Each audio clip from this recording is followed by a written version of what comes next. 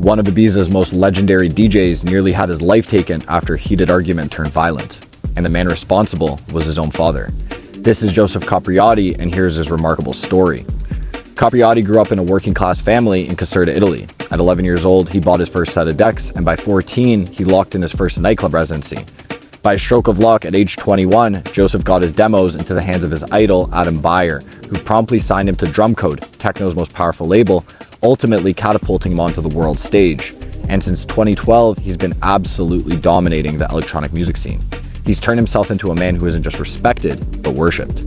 But in 2020, as the pandemic shut down nearly every club on earth, Capriati moved back into his parents' home. And on the night of January 8th, 2021, a heated family argument broke out over something that the police would later call trivial.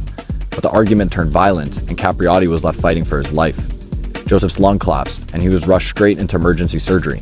For 48 hours, doctors refused to say whether he'd survive or not.